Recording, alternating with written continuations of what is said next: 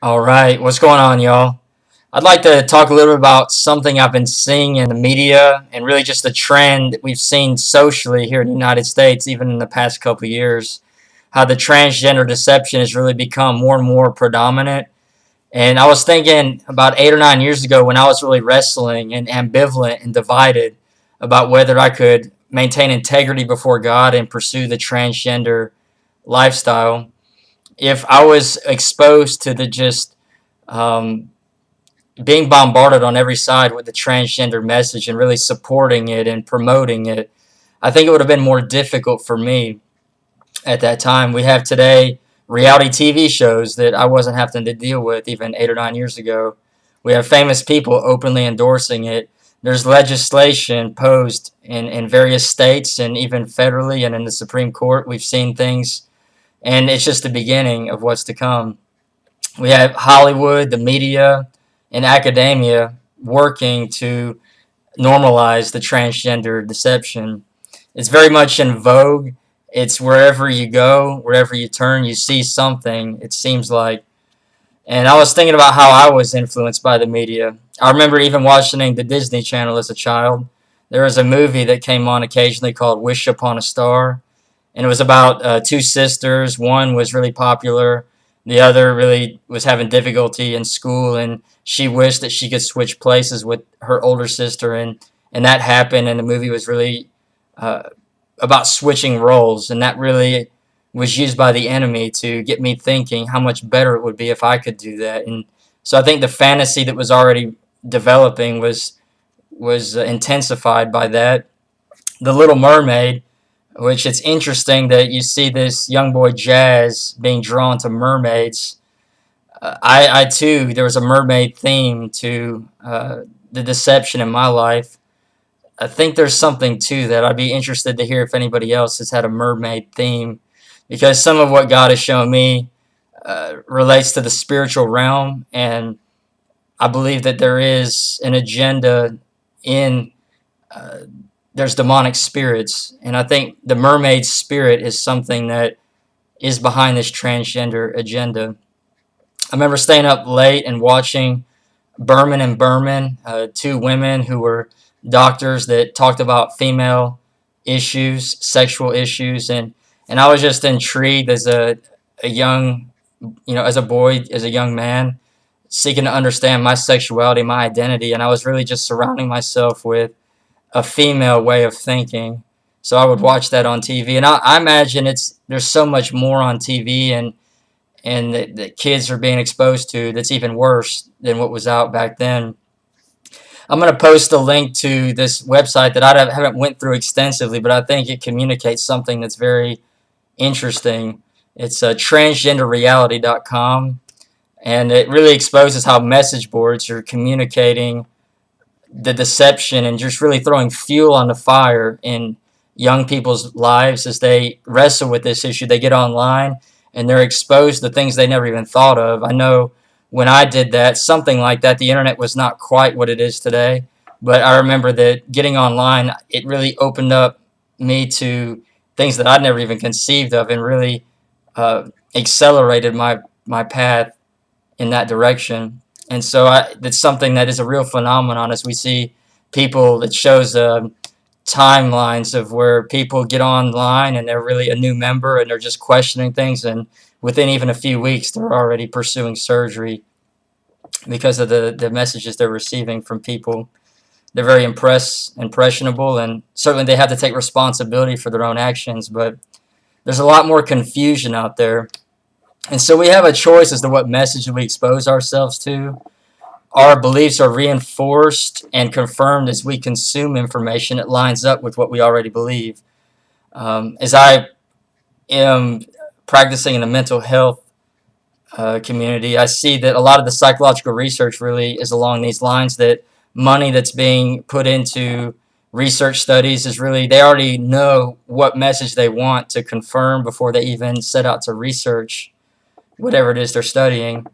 And this is something that we see in the Bible in 2 Timothy 4:3. It says, "For the time will come when they will not endure sound doctrine, but according to their own desires, because they have itching ears, they will heap up for themselves teachers, and they will turn their ears away from the truth and be turned aside to fables.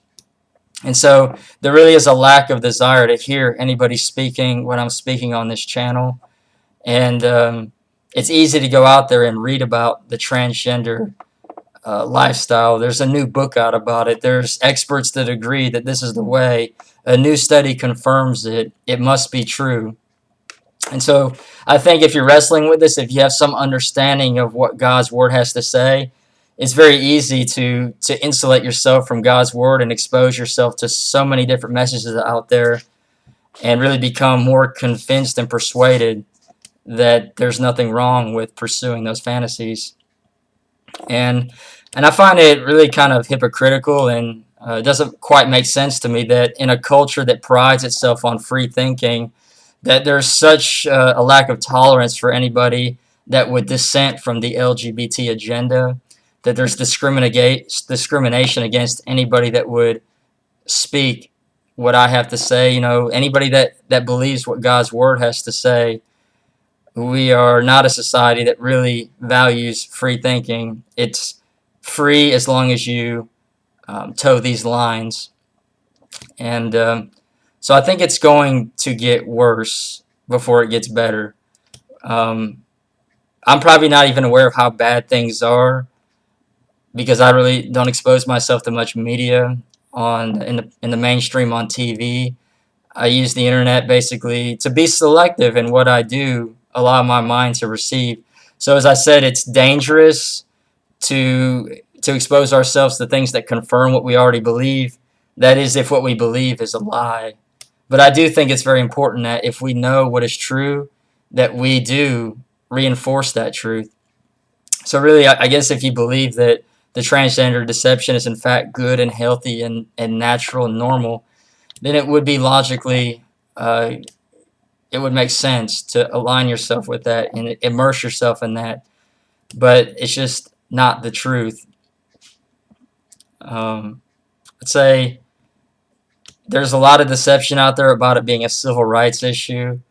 They're trying to promote the homosexual agenda, and the transgender agenda is right on its coattails and ushering in just confusion about what it means to be a man or woman, about what a family is really composed of, and trying to use the civil rights African Americans that really were very brave and standing for truth that is really at the level of being in line with what God created each of us as individuals who are equal before Him. There's no biological evidence to support that people are created with transgender dispositions.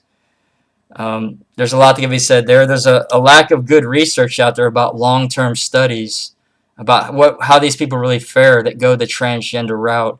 And the ones that I'm aware of really expose that those 10 years down the road are not having more peace and more satisfaction in their life. And so it's easy to find people that are quickly pleased with their results from their surgery, but then what really happens to them later on is kind of swept under the rug.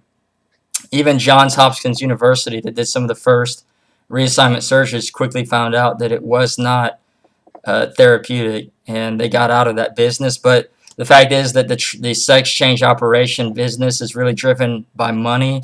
People that are paying $30,000 to do this out of their own pocket, or however it might cost, much it costs going overseas to do it, is driven by money and really a hatred for biblical truth, if you get down to it, that a sovereign God would have any sort of say in who we are and how we were created. If you look at Romans 1, you see what happens when man or woman looks at what is clearly evident in God's creation and willingly chooses to ignore it, to believe the lie, and God does give us over to that deception, and we're without excuse before Him. So I'd encourage you to read Romans 1:18 and on, and read that. That's really a good synopsis of how we have denigrated to where we're at today. And I just encourage you to be careful. If any of you out there are struggling with this as Christians, that our consciences can become dull as we continue to brush aside any uneasiness that following after lustful transgender fantasy creates in us.